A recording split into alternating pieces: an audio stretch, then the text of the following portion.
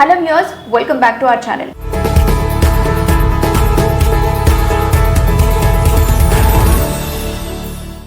IT industry అనగానే ఎప్పటికప్పుడు కొత్త టెక్నాలజీలు వస్తూనే ఉంటాయి. ఆల్రెడీ ఉన్నవి పోతూనే ఉంటాయి. ఇప్పుడు ఏంటంటే ఎక్కడ చూసినా కూడా మనకి ఏఐ కనిపిస్తుంది, క్లౌడ్ కంప్యూటింగ్ కనిపిస్తుంది అండ్ సైబర్ సెక్యూరిటీ లాంటి అడ్వాన్స్డ్ టెక్నాలజీల ట్రెండ్ నడుస్తుంది అని చెప్పడంలో ఎలాంటి డౌట్ లేదు. చాలా మంది స్టూడెంట్స్ ప్రాపర్ గైడెన్స్ అనేది లేక మార్కెట్లో అసలు డిమాండ్ లేని, అసలు స్కోపే లేని సేమ్ ఓల్డ్ కోర్సెస్ నేర్చుకొని రేపు పొద్దున జాబ్ వెతికే టైంలో ఒక ఇబ్బంది అనేది అయితే ఫీల్ అవుతున్నారు అనమాట.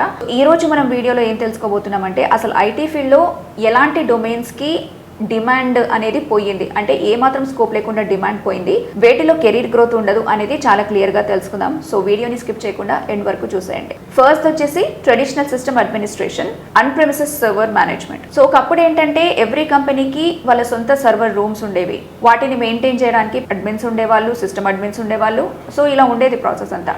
కానీ ఇప్పుడు చిన్న స్టార్టప్స్ నుంచి పెద్ద ఎంఎన్సీల కంపెనీల వరకు కూడా లైక్ అందరూ అమెజాన్ AWS కానివ్వండి, లేకపోతే మైక్రోసాఫ్ట్ అజ్యూర్ కానివ్వండి, అలాంటి క్లౌడ్ ప్లాట్ఫామ్స్ కి షిఫ్ట్ అయిపోయారు. సో అన్ని వర్చువల్ గానే క్లౌడ్ లో మేనేజ్ చేసేస్తున్నారు. కాబట్టి ఈ ఫిజికల్ సర్వీస్ ని చూసుకునేటువంటి సిస్టమ్ అడ్మిన్ జాబ్స్ కి డిమాండ్ దాదాపు పడిపోయిందనే చెప్పాలి.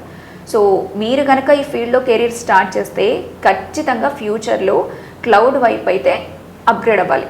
సో ఆల్రెడీ జాబ్లో జాయిన్ అయ్యి తర్వాత అప్గ్రేడ్ అయ్యే బదులు ఇప్పుడే అప్గ్రేడ్ అయ్యి జాబ్లో జాయిన్ అయితే మీ జాబ్ సేఫ్ ఉంటుంది. సో సెకండ్ డొమైన్ ఏంటి అనేది కూడా చెప్తాను, pure manual testing. So software డెవలప్మెంట్లో ఒకప్పుడు మాన్యువల్ టెస్టర్స్కి చాలా మంచి డిమాండ్ ఉండేది. సాఫ్ట్వేర్లో తప్పులు వెతకడానికి పెద్ద టీమ్స్ని రిక్రూట్ చేసుకునేవాళ్ళు. కానీ ఇప్పుడు ఇండస్ట్రీ మొత్తం ఆటోమేషన్ సైడ్ వెళ్ళిపోయింది కాబట్టి సెలీనియం లాంటి ఆటోమేషన్ టూల్స్కి సపోర్ట్గా ఉండడానికి ఇప్పుడు AI బేస్డ్ టెస్టింగ్ టూల్స్ అనేవి వచ్చేసాయి. అయితే ఇవి ఆటోమేటిక్గా విత్ ఇన్ సెకండ్స్లో లేకపోతే మినిట్స్లో ఆ బగ్స్ అనేవి కనుక్కుంటున్నాయి అనమాట. సో జస్ట్ మాన్యువల్గా క్లిక్ చేయడం అలా టెస్ట్ చేసే వాళ్ళకి ఇప్పుడు కంపెనీలో అసలు స్కోప్ లేదు. సో ఒకవేళ మీరు ఒక టెస్టర్గా మీ జాబ్లో సర్వైవ్ అవ్వాలి అనుకుంటే మీరు చేయాల్సిందల్లా ఆటోమేషన్ అండ్ కోడింగ్ నేర్చుకోవడం ఇస్ ద ఆప్షన్. నెక్స్ట్ థర్డ్ది basic static web develop. So HTML, CSS, basic JavaScript నేర్చుకొని స్టాటిక్ వెబ్సైట్స్ క్రియేట్ చేసే జాబ్స్ ఇప్పుడు మాయమైపోయాయనే చెప్పాలి.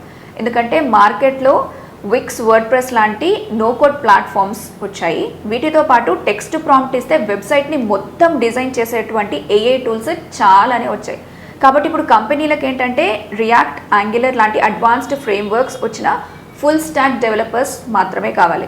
సో మీకు కనుక ఇదంతా కాదు బేసిక్ వెబ్ డిజైనింగ్ అయితే నాకు వచ్చు అని అనుకుంటే మటుకైతే అది మాత్రము ఇండస్ట్రీలో సర్వైవ్ అవ్వడానికి సరిపోదు. నెక్స్ట్ ఫోర్త్ వన్ ఏంటి చూద్దాము, LN technical support, basic IT help desk. So యూజర్స్కి వచ్చే చిన్న ఇష్యూస్ లేకపోతే పాస్వర్డ్ రీసెట్ చేయడం కానివ్వండి, అప్లికేషన్ యాక్సెస్ లాంటి ప్రాబ్లమ్స్ కానివ్వండి, వాటిని సాల్వ్ చేయడానికి ఇంతకుముందు పెద్ద సపోర్ట్ టీమ్స్ అయితే ఉండేవి. కానీ ఇప్పుడు ప్రతి కంపెనీ కూడా అడ్వాన్స్డ్ AI చాట్ బోట్స్ని వాడుతుంది. సో 80% బేసిక్ సర్వీస్ని AI అనేది ఆటోమేటిక్గా చేసేస్తుంది అనమాట. కాంప్లికేట్గా ఉన్నటువంటి ఇష్యూస్ మాత్రమే L2 లేకపోతే L3 సపోర్ట్ వరకు వెళ్తున్నాయి, లేకపోతే అంతవరకు అన్ని AI మేనేజ్ చేస్తుంది. కాబట్టి L1 సపోర్ట్ డొమైన్లో కెరీర్ స్టార్ట్ చేస్తే ఫ్యూచర్లో జాబ్ సెక్యూరిటీ అనేది ఉండదు. ఒకవేళ మీకు జాబ్ ఉన్నా కూడా కొంచెం అవుట్డేటెడ్గా ఉంటుంది కాబట్టి సాలరీ వైజ్గా గ్రోత్ అయితే మీకు కనిపించదు. సో ఫిఫ్త్ ఏంటి అనేది చూద్దాం, legacy technologies and also old version softwares domain. ఇంకా కొన్ని బ్యాంక్స్ లేకపోతే కొన్ని ఆర్గనైజేషన్స్ మెయిన్ ఫ్రేమ్స్ని లేకపోతే పాత PHP వర్షన్స్ వాడుతున్నా కూడా మెజారిటీ ఇండస్ట్రీ మొత్తం modern micro services and cloud based అప్లికేషన్స్కి మైగ్రేట్ అయిపోతున్నాయి.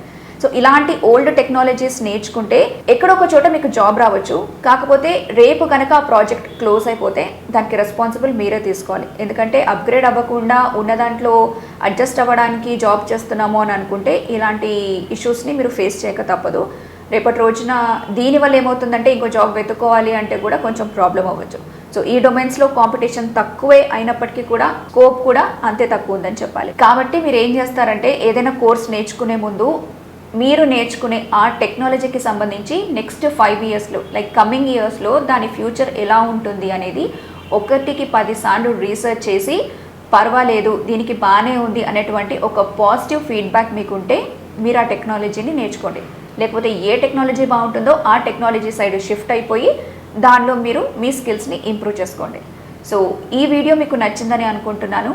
తప్పకుండా వీడియో నచ్చితే లైక్ చేయండి అండ్ ఆల్సో ఇప్పుడు మార్కెట్కి తగ్గట్టు ఇప్పుడు ట్రెండ్కి తగ్గట్టు ఏ డొమైన్స్కి స్కోప్ తక్కువ ఉంది అనేది ఎలా తెలుసుకోవడము అనుకునే వాళ్ళు ఉంటారు కదా, వాళ్ళతో ఈ వీడియో షేర్ చేయండి. మరొక ఇంట్రెస్టింగ్ వీడియోతో మళ్ళీ కలుద్దాం.